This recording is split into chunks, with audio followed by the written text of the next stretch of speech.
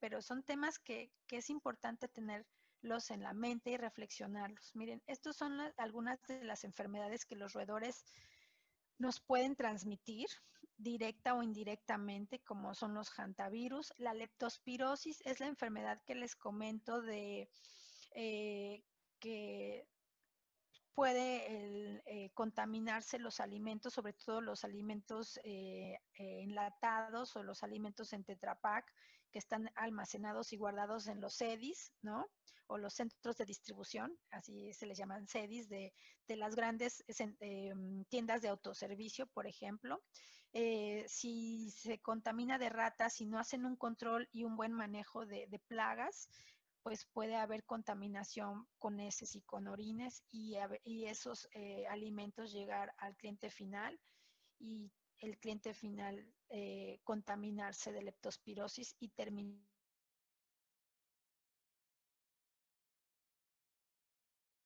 enfermedades como la teniasis, peste bubónica, que ya lo comenté, que lo transmite la pulga de la rata, no la rata, la pulga de la rata. La triquinosis, la toxoplasmosis también está un poco relacionada, pero ahí miren, no nada más entonces dentro de las plagas más de alguna manera más contaminantes que puede haber son las ratas precisamente. ¿Por qué? Porque contaminan el alimento con sus heces, con sus orines y con el pelo además, ¿no? Además de que, bueno, transmite otro tipo de enfermedades, ¿no? Como son la cariomeningitis linfocítica, las riquecias, tifus, erupción riquecial, protozoos, enfermedad de Chagas, incluso lo relacionan, aunque yo lo dudo. Puede que un redúvido lo pique y sea de alguna manera hospedero del Trypanosoma cruzi y que el Trypanosoma cruzi viva allí, pero no es que nos los pase, es más bien el hospedero. Y si hay hospederos del Trypanosoma, pues cuando una chinche redúvida lo pique, se alimente de su sangre y después esa chinche se alimente de un humano que no está enfermo, de esa manera es como se puede contaminar. O sea, las plagas también son reservorios de patógenos, ¿no? Entonces también por eso es importante controlarlos. La leishmaniasis, los hongos, la tiña y bueno, incluso hasta unos helmintos y triquinosis. Entonces hay muchas enfermedades relacionadas a los roedores y por eso los tenemos que mantener lejos de nosotros en la medida de lo posible y de nuestros alimentos también.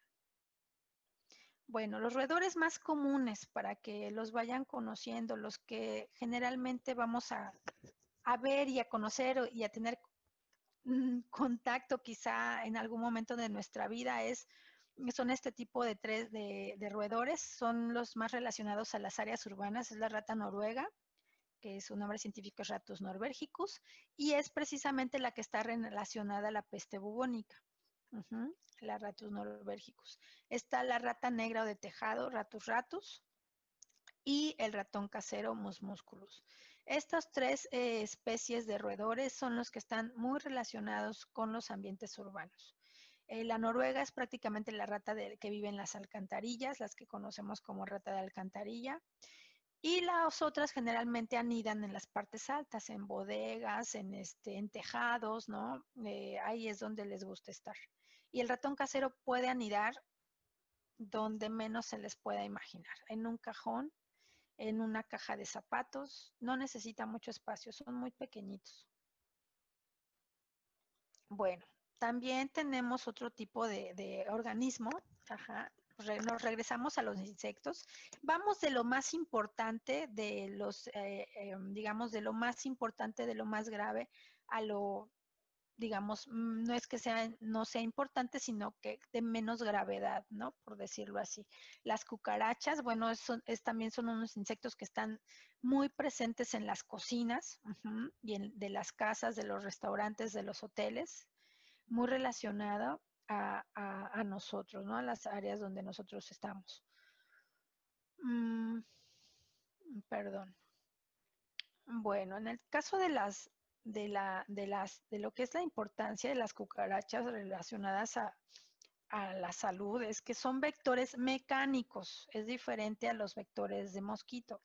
Ajá, que te inyectan el veneno, el virus, en este caso, te lo inocula.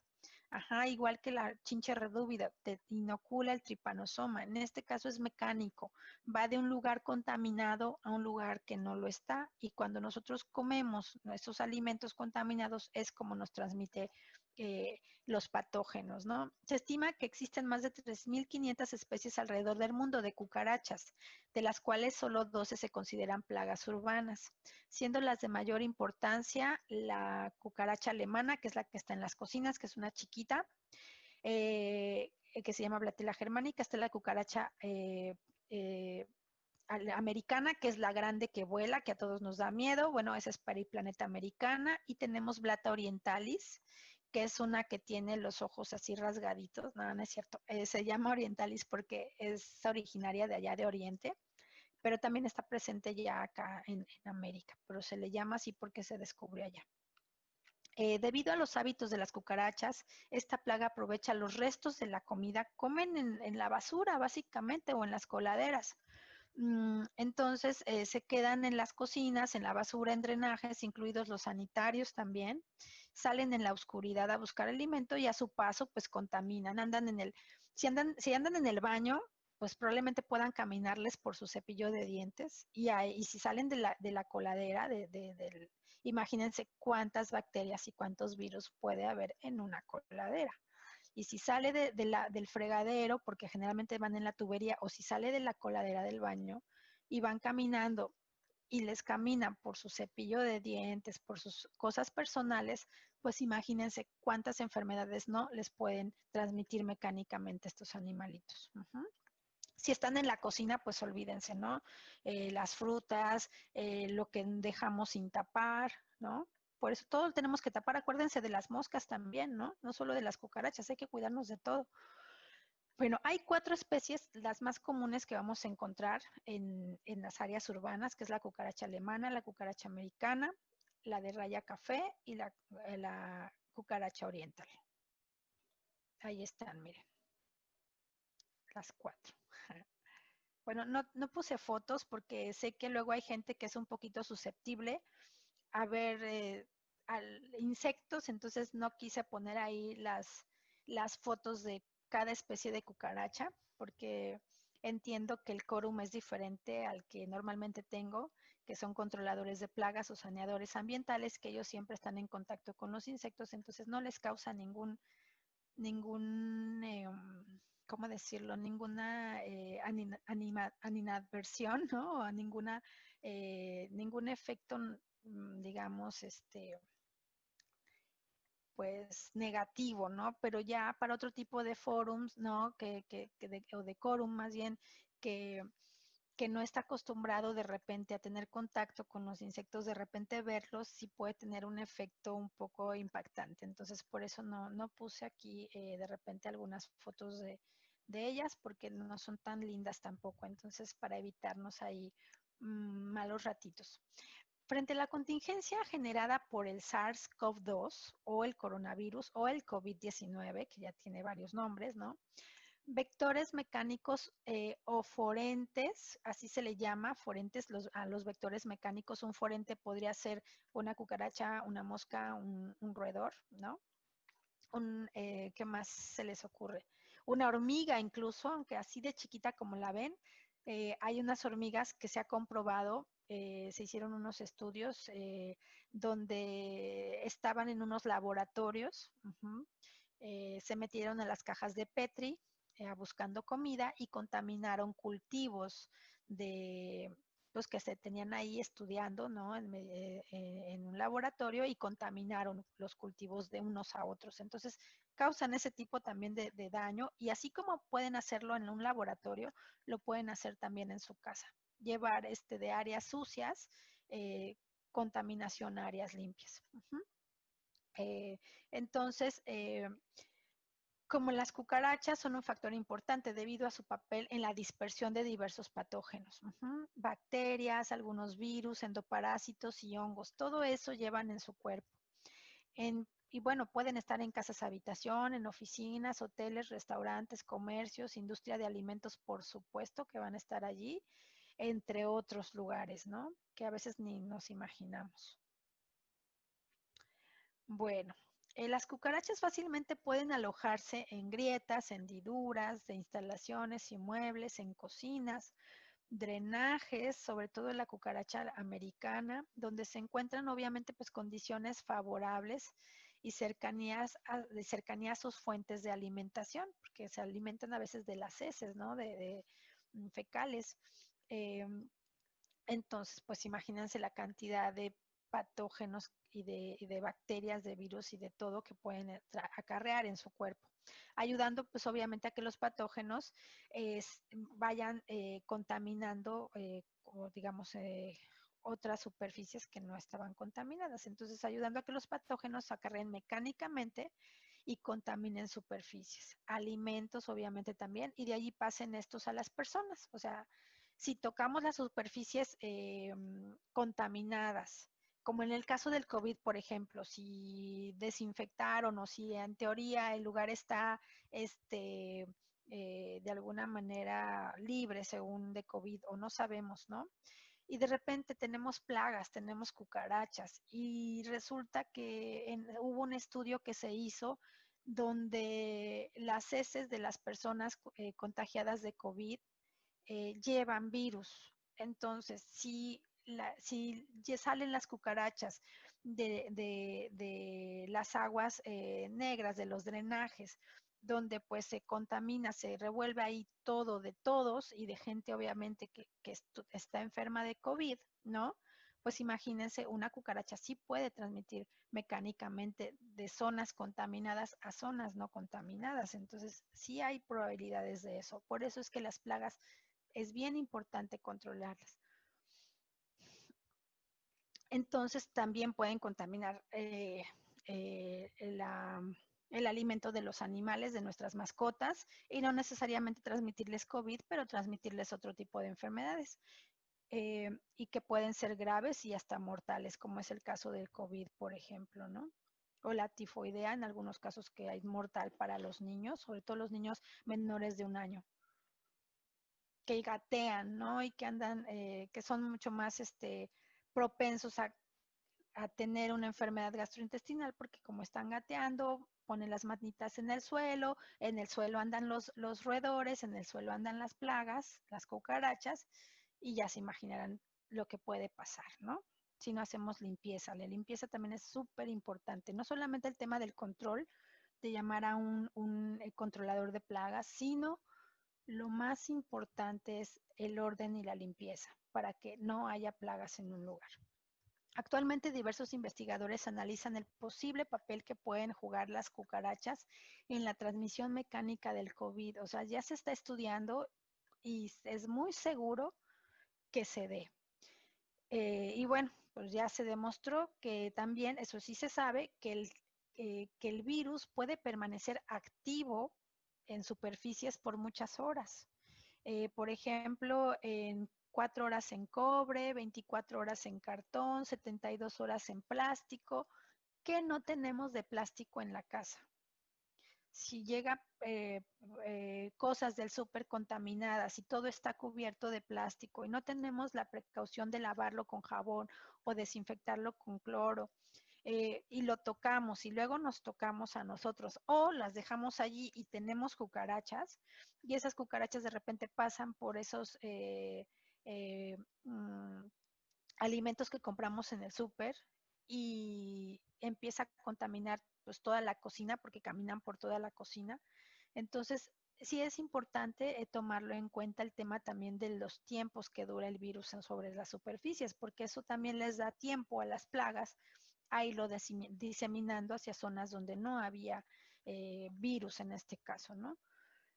Entonces, además dice de los hallazgos de presencia viral en heces de pacientes de COVID, que eso es lo que ya se los había comentado, ¿no? Entonces, si las cucarachas, la americana, vive en las coladeras y en las coladeras pues se revuelve las heces de todo mundo, incluyendo los enfermos de COVID, pues imagínense, ¿no? El riesgo que se puede tener si no se controlan y si las dejamos entrar a nuestras casas o nuestros restaurantes, a nuestros hoteles o nuestra industria alimentaria o cualquier lugar que estemos expuestos, ¿no? Bueno, pues ahora vamos a hablar un poquito de COVID, ¿no? Y ya hablamos de todo lo que son las plagas, porque son importantes controlarlas. Ya vimos la relación que pueden tener también como transmisoras mecánicas de COVID, pero vamos a hablar también, aunque ya hemos escuchado COVID por todos lados, vamos a recordar o vamos a reafirmar lo que es el coronavirus, que es el problema que nos tiene de cabeza desde marzo a México, pero a China desde diciembre del año pasado, desde antes quizá. Entonces, los coronavirus son una familia de virus que causan enfermedades, ¿no? En perros también, justo yo llevé a mi perrita pues ya saben, a que la bañaran, le cortaran el pelito, eso fue hace como un mes, porque ya la pobre ya le urgía y ya aquí donde yo vivo hace mucho calor, mi perrita es color negra, entonces pobre, se moría de calor y yo no quería salir y a exponerme y todo eso, pero no me quedó de otra más que pues que llevarla, ¿no? Entonces la veterinaria me platicó, porque platicamos de lo del coronavirus y todo eso, y nos comentó que en los perros también hay coronavirus, pero en los perros, en los cachorros, en los animalitos digamos, los caninos, los coronavirus no producen enfermedades respiratorias, lo que producen son enfermedades gastrointestinales, como es el parvovirus. Entonces, que no son enfermedades que nos pueden contagiar a nosotros. Ese también es otro tema que hay que hablar un poquito y hay que aclarar. Las enfermedades a veces son muy específicas para cierto grupo de animales, pero en el caso de los virus, llega a haber mutaciones, que es lo que pasó precisamente, o una de las teorías que se maneja con el tema del coronavirus, que una enfermedad asociada a un murciélago que se hizo zoonosis, que es lo que le llaman, que son enfermedades que de un animal silvestre pueden ser transmitidas al hombre, se le llaman enfermedades de zoonosis. Entonces, así es como hay una teoría que dice, ¿no? Que fue a raíz de un murciélago, que se lo comió una persona y que esa persona se contaminó y de ahí pues ya todo lo que conocemos, ¿no? Entonces,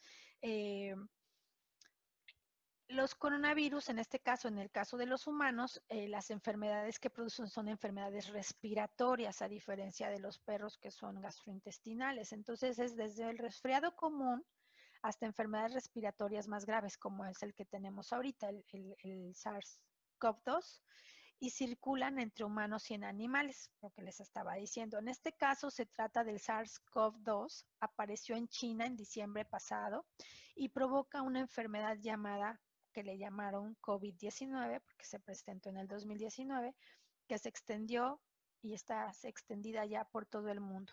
Fue declarada a partir, me parece, de febrero o marzo, eh, como pandemia global por la Organización Mundial de la Salud. Estamos en medio de una pandemia, señoras y señores, en donde no solamente nos tenemos que cuidar del COVID, ya se dieron cuenta, nos tenemos que cuidar de muchas otras enfermedades que van a empezar a convivir ahora con el COVID, como es el dengue. Ya se viene las épocas de lluvias y ya se viene la temporada de mosquitos y por lo tanto ya se viene la temporada de dengue. Entonces, para las zonas tropicales vamos a estar conviviendo con COVID, con dengue, con chikungunya y con Zika.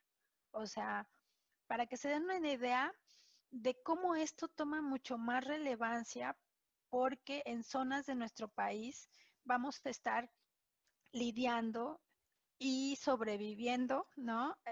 A estas cuatro virus, porque los cuatro son virus. ¿Cómo se transmite? Bueno, ya lo hemos visto en la televisión, en todos lados. El coronavirus humano se transmite de una persona infectada a otra. ¿Por cómo? Pues a través de las gotículas que se expulsa un enfermo al toser o al estornudar, al tocar o estrechar la mano de una persona enferma y después tocarnos la cara, las mucosas y permitirle al virus entrar a nuestro cuerpo, o tocando superficies contaminadas con el virus y luego pues llevarse las manos sucias a la boca, nariz u ojos. Y también mecánicamente por plagas, ¿no? De una zona contaminada a una no contaminada. Bueno, cifras. El coronavirus ya ha superado los 11.4 millones de casos en todo el mundo y hay más de 534,000 fallecidos. Estas cifras no incluyen China. Es porque entonces imagínense las cantidades. Y estos solamente son los reportados. Esto hay que multiplicarlo varias veces por 9, por 8, si no recuerdo, lo decía el doctor Gatell, porque muchos casos no son reportados. Eh, entonces, los oficiales los tenemos que multiplicar varias veces porque no son reportados. No toda la gente reporta sus enfermedades. Entonces, miren, les voy a poner este video rápido para que vean la evolución que ha tenido el coronavirus a través del tiempo. Esto es desde el 25 de enero del 2020 hasta el 30 de junio. O sea, medio año más o menos de coronavirus. Vean la evolución pues que ha ido teniendo, ¿no? Y cómo los países se han ido moviendo en cuanto a número de casos. Que como ven, les dije que está excluida China porque, bueno, se dispararía ahí el número. Pero si se fijan, Estados Unidos es el país más afectado y son de los turistas que más recibimos en México. Entonces, hay que tener cuidado para todos aquellos que están más involucrados en el tema del turismo, lo que es distintivo H, punto limpio, pues ahorita más que nunca todo eso va a tener mayor relevancia y obviamente pues todas las recomendaciones que ha dado la Secretaría de Salud, la COFEPRIS y todo el tema de las desinfecciones y que vamos a hablar un poquito también sobre eso. Bueno, en este caso, fíjense, este dato que yo les di hace ratito, que es ese video, este no es un video, esta es la foto de los casos ya finales al 1 de julio. Miren, esta es una más reciente, es al 1 de julio. El total, no incluyendo a China, son 10.757.176 casos de coronavirus. Ya hablamos de todas las enfermedades anteriores, pero vean el número en tan poco tiempo. A eso se refieren con una pandemia, a la rapidez con la que se propaga una enfermedad y la virulencia que puede tener y la mortalidad. Esto podría compararse en algún momento, que esperemos que no sea así, pero a las dimensiones de la peste bubónica en su momento. Vean la cantidad de personas. Claro que si sumamos la malaria de varios años atrás, muchos años atrás, pues por supuesto que sobrepasa la cantidad de muertes, ¿no? Pero es como para ir más o menos dándonos una idea en números de qué tan importantes son las enfermedades, pero qué tan importantes son también las plagas y por supuesto su control. Aquí podemos ver unos datos al 18 de junio. Vean la diferencia entre el 18 de junio y la última que pude obtener de ayer. Aquí no vemos a nuestro país, no figura México. Estados Unidos sigue siendo el número 1 en temas de contagios. Le sigue Brasil y luego Rusia. Pero vean qué pasa el 7 de julio, o sea, ayer. Estas son cifras al día de ayer. Estados Unidos sigue a la cabeza, le sigue Brasil, ahí ya cambia, India se va al tercero, Rusia al cuarto, pero México ya aparece en el 8º lugar. Esto es en parte por la inconsciencia de las personas, en parte es a veces por la imprudencia también, y también pues tenemos que decirlo, ¿no? Un tema también económico y un tema también de reactivar la economía, a lo mejor en algunos estados, hablo de Quintana Roo específicamente, quizá fue muy pronto abrir, pasar a semáforo naranja, porque también de que cambiaron el semáforo naranja, rojo a naranja, se han incrementado considerablemente los casos de COVID. La gente piensa que como ya estamos en semáforo naranja, puede hacer su vida normal y estamos viendo gente sin cubreboca, niños ya jugando en las calles sin tomar la sana distancia, sin usar cubreboca.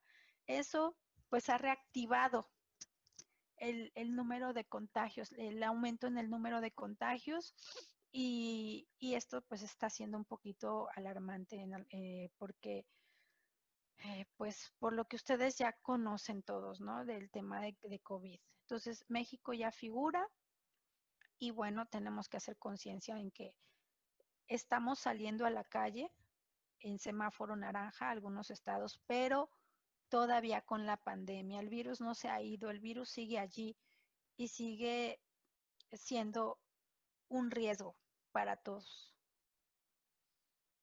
Bueno, pues en tema de la seguridad alimenticia, que es el tema de inocuidad, y si hablamos un poco del tema de punto limpio, bueno, pues ahí podemos reducir también significativamente la transmisión de enfermedades. Pero las plagas de todas maneras están inherentes. Se necesita usar todos los métodos existentes para evitar atraer y dejar entrar plagas a las áreas urbanas, llámese restaurantes, hoteles, industria alimentaria, casas habitación, etcétera, de tal manera que evitemos que tengan contacto con nosotros y con nuestros alimentos. O sea, alejarlos de la materia prima, de los lugares donde se elaboran alimentos, del producto final, almacenamiento, manejo de basura, distribución, etcétera, etcétera, etcétera. Bueno, si ya vamos a la parte de control, hablamos un poquito de qué hacer para mitigar a las plagas, porque ya nos alarmamos, ya nos asustamos, ya vimos que hay muchas plagas, ya vimos que hay muchas enfermedades, pero también hay unas soluciones. Obviamente mucho es el tema cultural, mucho es tema de sentido común y mucho es tema de reflexión y de responsabilidad. Pero adicional a eso, pues hay otras cosas que se pueden hacer. No necesariamente nosotros, hay personas especializadas para ello, que son los saneadores ambientales o los que les conocemos como controladores de plagas o ya un término que a mí ya no me gusta usar, que les llaman fumigadores, que hasta se oye un poquito raro y fumigadores no es lo correcto, porque cuando hablamos de fumigación se refiere al uso de gas y los que ustedes conocen como fumigadores no siempre usan gas. Entonces ellos son controladores de plagas o en el mejor de los casos su nombre debería ser saneadores ambientales. ¿Por qué? Porque sanean el ambiente, lo limpian de plagas y al limpiarlo de plagas nos protegen a nosotros con el tema de la salud. Uh-huh. Entonces, el manejo integrado de las 3D, o sea, el manejo integrado de insectos, de roedores y de patógenos, es el manejo integrado de las 3D, desinsectación, desratización y desinfección. Dentro del manejo integrado de plagas específicamente, no vamos a hablar ahorita de lo que es patógenos y de las plagas engloba desinsectación y desratización, pues está la inspección, es lo que los saneadores ambientales hacen cuando van a un lugar a hacer su tratamiento, ¿no? Contra plagas. Hacen su inspección, sus estrategias no químicas que tienen que ver con recomendaciones de limpieza, con recomendaciones de mantenimiento de las instalaciones, con recomendaciones de que no haya fugas, de que estén limpias las coladeras, colocación de mosquiteros, sellado de coladeras, arreglo de registros, etcétera, etcétera, etcétera, lámparas de luz para el tema de las moscas. O sea, hay muchos recursos que puede usar un controlador de plagas antes de usar un químico o un insecticida. Una vez que se hicieron todas esas estrategias no químicas, ¿no? que es el manejo de los residuos de basura, por ejemplo, meterlos a cámaras frías si es posible, sino en bolsas cerradas y cesto tapado, ¿no? Una vez que usaron todas esas, bueno, se van a la parte química, que ya es el uso de plaguicidas específicos para el uso de control de plagas urbanas que tienen registro urbano precisamente. Se utilizan pues diferentes técnicas de aplicación, como es la aspersión, como es la termonebulización o la nebulización en frío. En el caso de la derratización, bueno, pues es la colocación de unos dispositivos que se les llaman cebaderos, se le colocan cebos allí, cebos especiales para el control de roedores y se colocan en ciertas áreas de los lugares estratégicamente, pues para controlarlos y reducir las poblaciones o de plano eliminarlos. Una vez que ellos hacen todo eso, bueno, hacen un monitoreo y una evaluación de sus estrategias y si el tratamiento funcionó y redujeron y eliminaron las plagas de los lugares que estaban siendo problema, posteriormente va un seguimiento. Y el seguimiento es seguir manteniendo las estrategias no químicas y aplicación de insecticidas de manera preventiva. Una vez que terminamos una plaga, si nosotros no le damos mantenimiento y seguimiento, va a haber reinfestaciones. Entonces, no podemos dejar de hacer el tratamiento curativo cuando ya tenemos el problema o preventivo cuando no lo queremos tener o ya lo controlamos.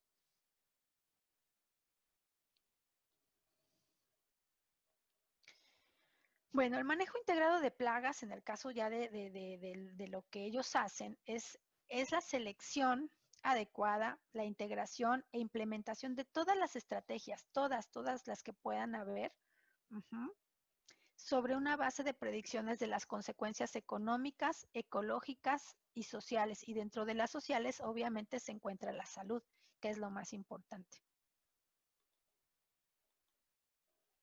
Bueno, pues lo que hacen los saneadores ambientales precisamente es proteger las áreas urbanas de todo tipo de plagas. Entonces ellos hacen aplicando químicos y aplicando otras estrategias, dispositivos, etcétera, y limpieza siempre. Si no hay limpieza, lo demás, créanme, no va a funcionar.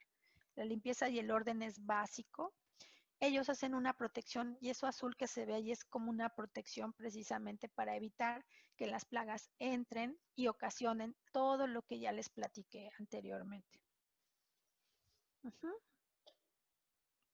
Bueno, pues entonces pasamos a la parte de los patógenos. Los saneadores ambientales o los controladores de plagas también son las personas adecuadas para ayudarnos y protegernos de los patógenos. ¿Cómo es en este caso? Bueno, desinfectando las áreas afectadas o infectadas, por así decirlo, ¿no? En este caso, entonces, ellos también tienen la capacidad, además de hacer control de plagas, ellos también son los indicados para hacer el tratamiento de desinfección. O sea, ya nos pasamos a la parte de patógenos. Recuerden que los patógenos no son plagas, son eso, patógenos. Entonces, como son patógenos, ya no es desinfectación, ya no es desratización, ya es una desinfección. Igualmente hay varias técnicas para hacerlo. Ahorita las voy a comentar cuáles son, pero los controladores de plagas son las personas adecuadas para hacer este tipo de trabajos. Es un trabajo muy riesgoso. El de desinfección incluso puede ser más riesgoso que el de control de plagas, aunque se manejan tóxicos, se manejan insecticidas. Los desinfectantes no son tan tóxicos como los insecticidas, pero sí causan quemaduras a veces en la piel, porque algunos son corrosivos. Pero ese no es el riesgo mayor al que se arriesgan estas personas, estos saneadores ambientales, se arriesgan a contagiarse de una enfermedad que están precisamente atacando. Entonces, realmente es un riesgo alto. Ahorita, con todo este rollo del coronavirus, ha habido un boom de empresas que quieren dedicarse a la desinfección, que no tienen idea de lo que es, ni tienen idea de lo que se están enfrentando, ni tienen ni idea del riesgo que representa y tampoco han hecho por capacitarse. Simple y sencillamente van a la Secretaría de Salud, sacan su permiso, si se los dan, porque tienen que comprobar capacitación y todo eso, pero créanme, una capacitación de 2 horas o de 4 horas no es suficiente para hacer este tipo de trabajos. Hay que capacitarse realmente bien y tomar conciencia del riesgo que esto representa para ellos y para las familias de ellos, porque no solamente se pueden contaminar ellos pueden llevar el virus a su casa. Entonces, es para que haya una concientización de que no cualquier persona puede hacer este tipo de trabajos, de que deben ser personas eh, y empresas bien establecidas, bien capacitadas y sobre todo profesionales, que ya tengan tiempo de hacer este tipo de trabajo y que no sean empresas que tengan un mes de recién fundadas, porque créanme que no tienen la experiencia, ni la técnica, ni la idea de cómo hacer este tipo de trabajos de desinfección. Es realmente también interesante y de reflexionar y tomarlo en cuenta cuando desafortunadamente ustedes se vean en la necesidad de contratar un servicio de desinfección o para el caso de los establecimientos que lo tienen que hacer por recomendación de las autoridades sanitarias. Bueno, pues así a grandes rasgos, pues hay técnicas, ¿no? de desinfección. Hay técnicas que solamente reducen la carga bacteriana o la carga vírica, no desinfectan como tal, pero la reducen, ¿no? Hay otras técnicas que sí hacen una desinfección sobre las superficies, pero ningún producto que se conozca hasta ahorita desinfectante tiene residualidad. ¿Qué quiere decir? Que una vez que tú desinfectas una superficie, si en ese momento, después de que pasó el saneador ambiental, hizo su trabajo y se fue, y a la hora pasa una cucaracha por allí que salió de la coladera y estaban en un hotel donde hubo un paciente con COVID o una persona con COVID y venía de esa habitación la cucaracha y venía con COVID y pasa sobre la superficie que el saneador ya desinfectó, los desinfectantes no tienen residualidad como los insecticidas. Cuando pase va a volver a contaminar la superficie y ya no tiene ninguna protección. Va a desinfectar en el momento. Después ya no va a haber residualidad. Cuando les digan las empresas que les van a proteger por un mes, créanme, no es verdad. Y búsquenlo en la literatura y búsquenlo en donde a los expertos en desinfección y se van a dar cuenta de muchas cosas. Por eso la gente que realmente sabe hacer este trabajo no les va a ofrecer 30 días de protección, no les va a ofrecer 15 días, porque saben perfectamente que eso no es verdad. Ahí es donde nos damos cuenta quiénes sí saben, quiénes son profesionales y quiénes son éticos. Hay otra técnica que se llama 2 cubos, que básicamente es poner el líquido desinfectante en el cubo azul y también líquido desinfectante en el cubo rojo. Agarramos unos trapitos especiales que solamente vamos a utilizar para eso, para desinfectar. Mojamos el trapito en el cubo azul, donde está el desinfectante, y con ese trapito, obviamente usando guantes y todo nuestro equipo protector, porque hay algunos productos que causan corrosión, por eso no se deben aplicar sobre personas, por eso los arcos sanitarios no son muy recomendables porque asperjan a las personas y sobre personas no está permitido aplicar desinfectantes. Entonces, lo que se debe de hacer es agarrar el trapito, remojarlo allí con nuestros guantes especiales y pasar el trapito por todas las superficies que se pueda. Esa es la realmente desinfección. No les va a generar residualidad, pero van a estar seguros de que toda la superficie está desinfectada, porque las técnicas de aspersión y las técnicas donde hacen humo, ¿no? O nube, no son tan efectivas como la del trapito. El trapito es una maravilla.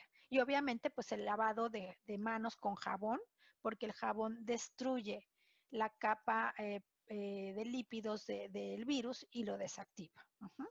Entonces, lavado de manos y lavado de todo con jabón, frutas, verduras, todo lo que se pueda, con eso es suficiente. También con la solución de cloro, que también han recomendado, con la dilución adecuada, podemos también desinfectar nosotros en nuestra casa.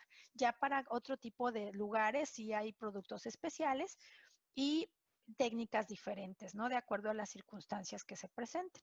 Miren, ahí está el tema del trapito, los guantes y la desinfección de las superficies. Ahora, la técnica de 2 cubos, les decía, es remojar el trapito, limpiar la superficie y después remojar el trapito en el cubo rojo, que el cubo rojo va a estar más contaminado. Ahí lo vamos a remojar, lo vamos a enjuagar, ¿no? A que se vaya, digamos, la mayor cantidad de cosas que hayamos pues jalado de las superficies que desinfectamos y lo metemos, lo exprimimos y lo metemos al cubo azul, porque ya le quitamos pues parte de lo que teníamos de hongos, bacterias, virus, lo que se haya pegado al trapito.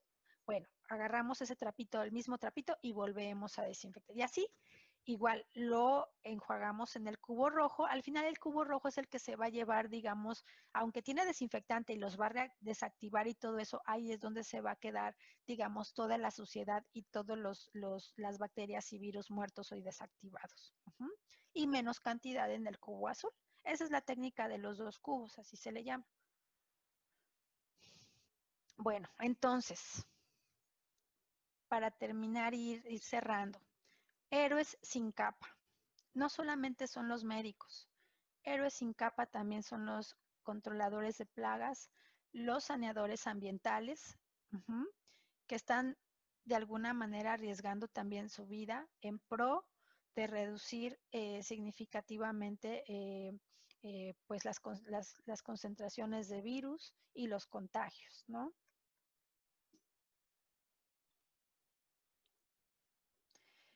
Y bueno, les decía que los saneadores ambientales, pues son eso, son controladores de plagas y también hacen desinfecciones. O sea, nos protegen de enfermedades, de patógenos y nos protegen de plagas.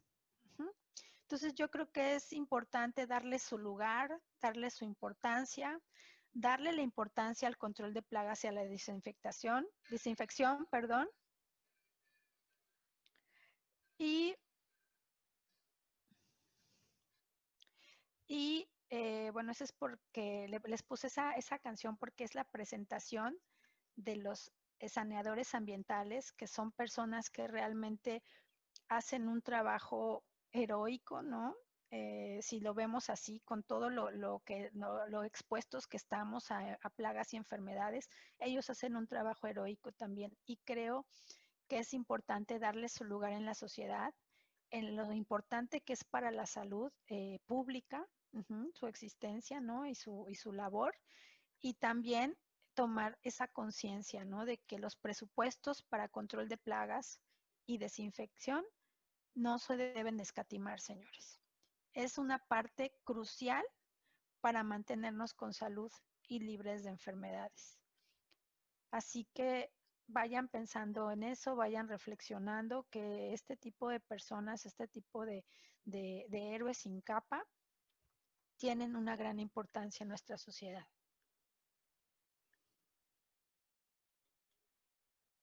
Y bueno, para concluir, es de gran importancia conocer las plagas, ya vieron por qué, y los riesgos que representan para el ser humano y sus bienes. Las enfermedades infecciosas son causadas por microorganismos, patógenos, como las bacterias, los virus, los parásitos o los hongos.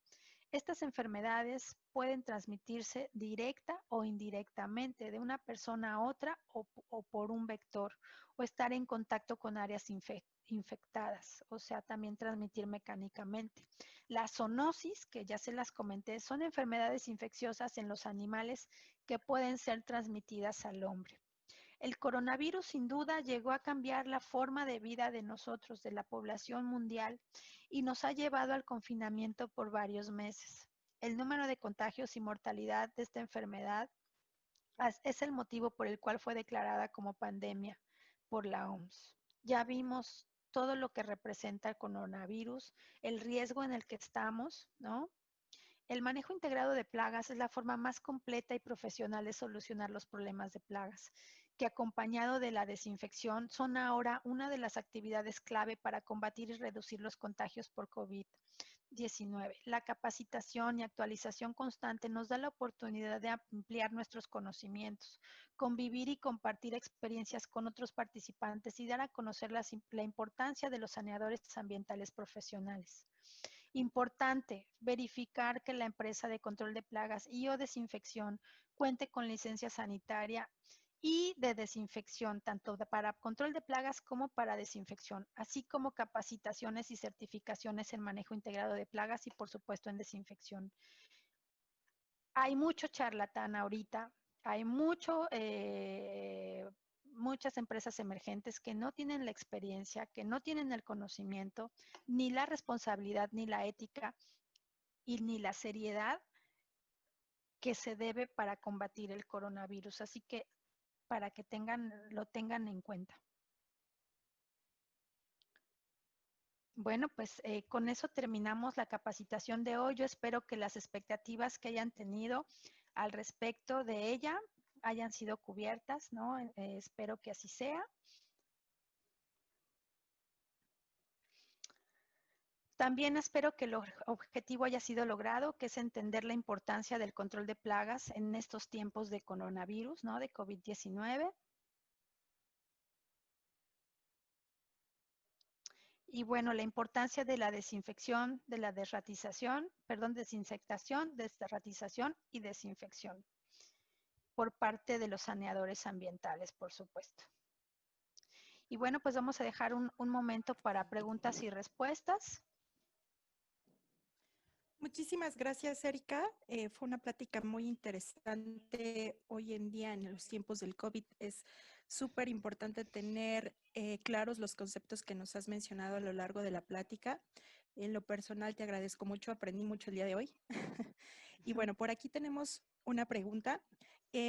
Nos comentan, el tiempo recomendado de desinfección en casa, ¿cuál es el correcto? Tiempo recomendado de desinfección. No entiendo exactamente en cuanto a tiempo recomendado de desinfección.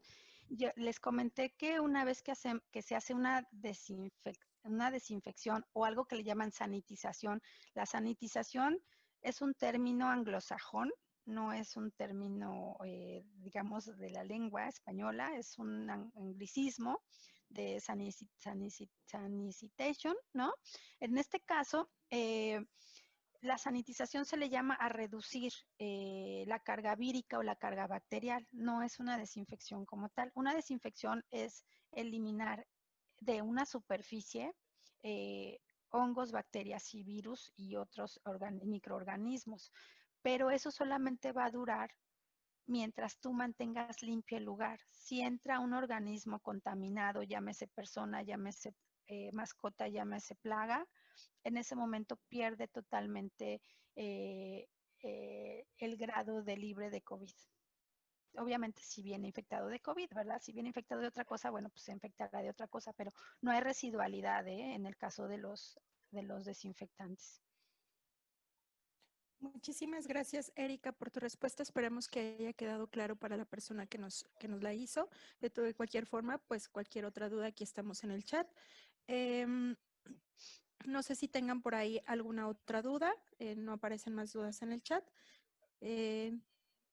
Vamos a dar unos minutos para ver si alguien no tiene algún otro comentario, por favor.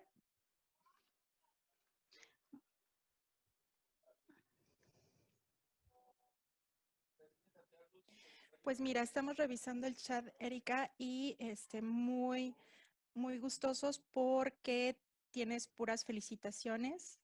Gracias. Muy buena plática. Muchísimas gracias por colaborar con nosotros. Por aquí hay una Gracias. pregunta. Si hay algún lugar donde pueda verificar los saneadores. Sí, ellos justo en estos días la Secretaría de Salud y la COFEPRIS lanzaron un comunicado de que todas las personas, las empresas que vayan a hacer el tratamiento de desinfección, tienen que enviar documentación a la Ciudad de México. Ellos les van a dar respuesta y les van a otorgar una licencia especial para desinfección. Sin esa licencia, si la empresa no tiene esa licencia, no tiene el permiso por parte de las autoridades. Tienen que llenar unos ciertos documentos, son varios lineamientos los que les piden, entre ellos obviamente capacitaciones. Sin embargo, un tip que les puedo dar es que vean la creación, el RFC de la empresa, la creación, el tiempo de creación en que se dio, ahí se pueden ustedes pues dar cuenta, ¿no? De cuánto tiempo de experiencia tiene esas personas que les van a hacer su desinfección.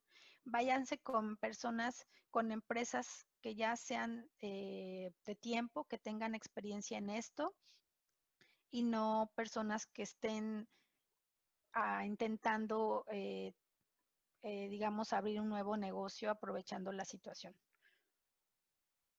Ok, muchísimas gracias por la respuesta. Y bueno, pues nuevamente comentándote felicitaciones para la exposición. Gracias. Aquí hay una pregunta. Algunos proveedores comentan que sus productos dejan residualidad y su principio activo son las sales cuaternarias de amonio. ¿Esto es correcto? Muchos lo dicen.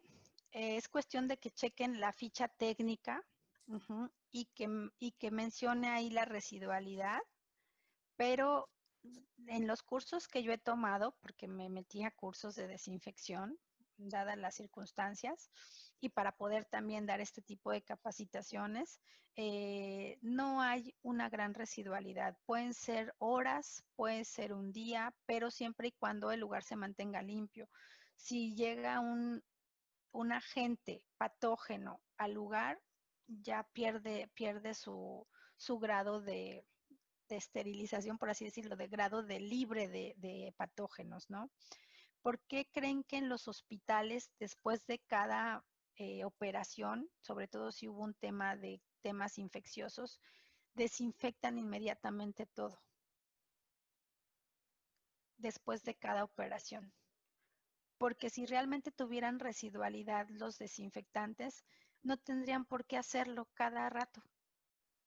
Podrían esperarse un mes y pasar no sé cuántas operaciones quirúrgicas, ¿no? A esa me refiero, sin desinfectar, pero no, tienen que desinfectar el material que utilizaron, desinfectar las superficies donde cayó saliva, sangre, etcétera, después de cada operación.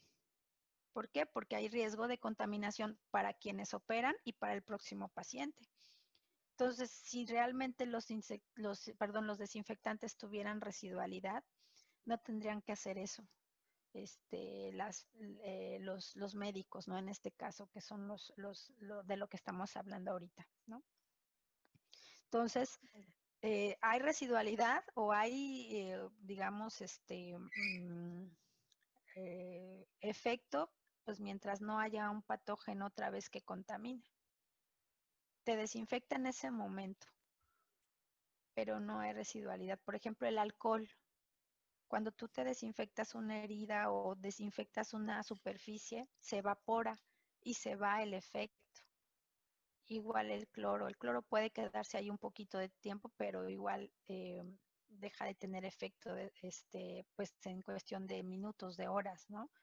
Porque también la dosis que se usa pues es muy bajita. Entonces, también en el caso, por ejemplo, de la técnica, la mejor técnica es la de 2 cubos, la de trapito, porque las demás solamente, ¿qué tanto de desinfectante puede quedar sobre las superficies?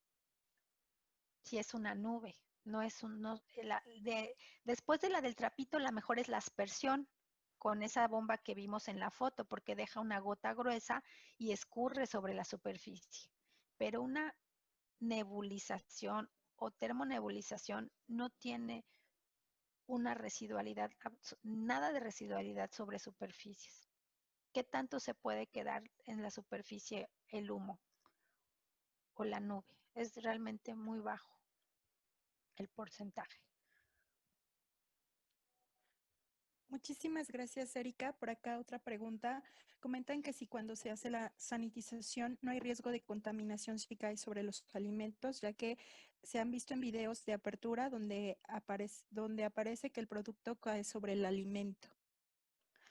Pues justo lo que se aplica son desinfectantes, no son insecticidas. Ojo, el insecticida pues sí tiene un efecto residual y un efecto tóxico si cae sobre los alimentos y alguien lo consume, que no se va a envenenar porque son productos urbanos y no son letales, pero sí puede causar una intoxicación. En el caso de los desinfectantes no son insecticidas, no son venenos, o sea, no están hechos para matar plagas, están hechos para matar patógenos, que si se fijan, tienen un efecto biocida, igual que un insecticida. Biocida, mata la vida.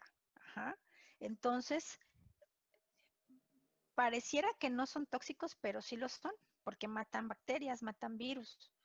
Entonces, en ese sentido, el tema de la seguridad y de que no caigan sobre los alimentos y todo eso, bueno, sí hay que desinfectar con cloro o con agua y con jabón todos los empaques de los alimentos si es posible, pero si ya estamos hablando de comida ya elaborada, no debe de caer ni insecticidas, ni desinfectantes, ni nada raro. O sea, siempre recuerden el tema de la inocuidad, que los alimentos deben de estar libres de patógenos, libres de plagas, libres de tóxicos, libres de todo.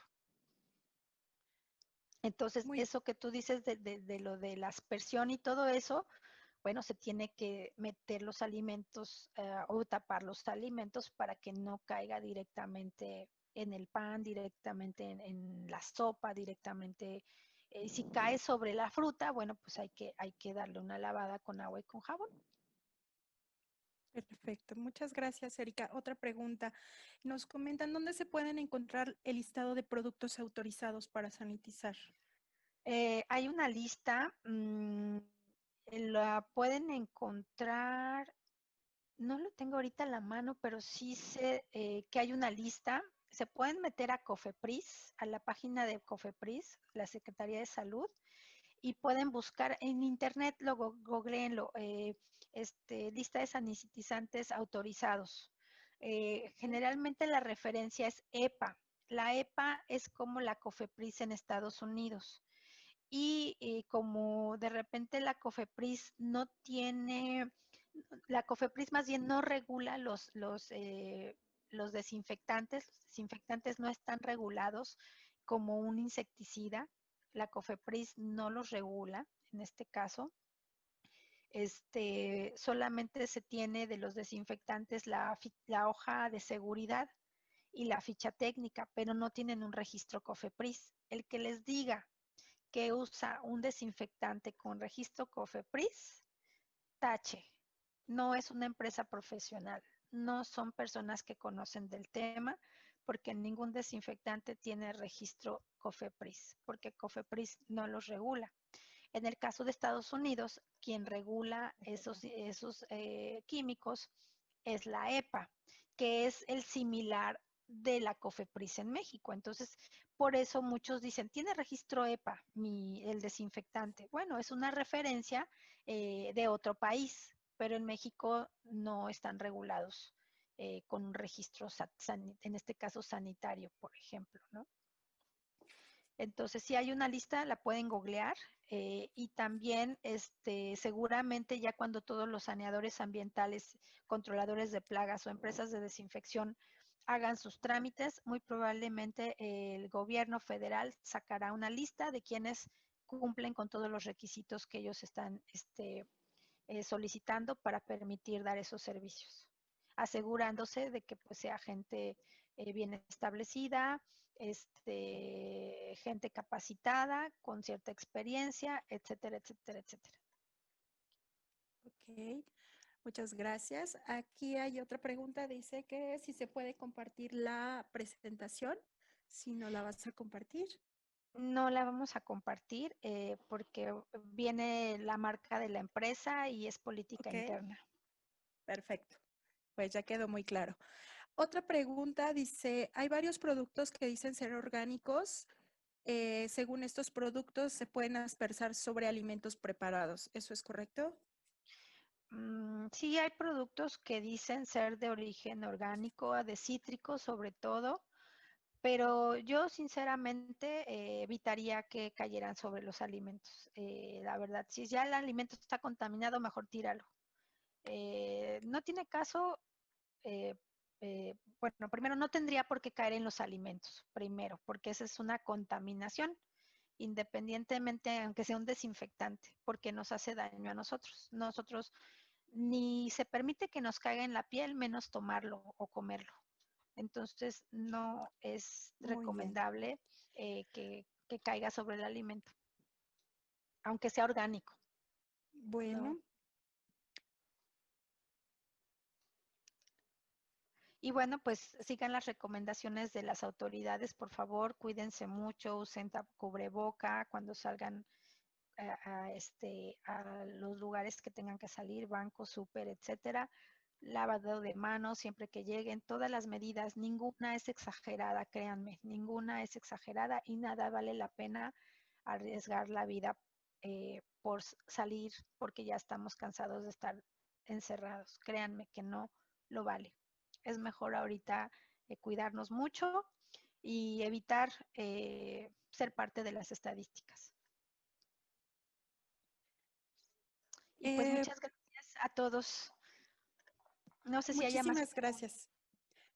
Sí, hay algunas, pero ya le vamos a dar respuesta por medio del chat. Te agradecemos mucho la participación. Un tema muy extenso, muy interesante.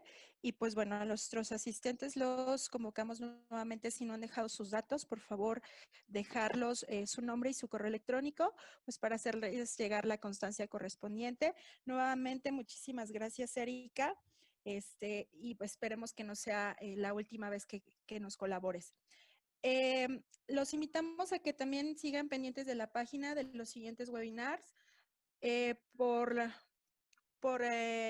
los tiempos que estamos viviendo, pues bueno, actualmente estamos haciéndolos ahora cada 15 días y estén pendientes también de nuestros próximos cursos que ya se va a abrir la convocatoria. Les agradecemos mucho su asistencia y linda tarde a todos. Gracias. Hasta luego. Buena tarde. Gracias. Bye.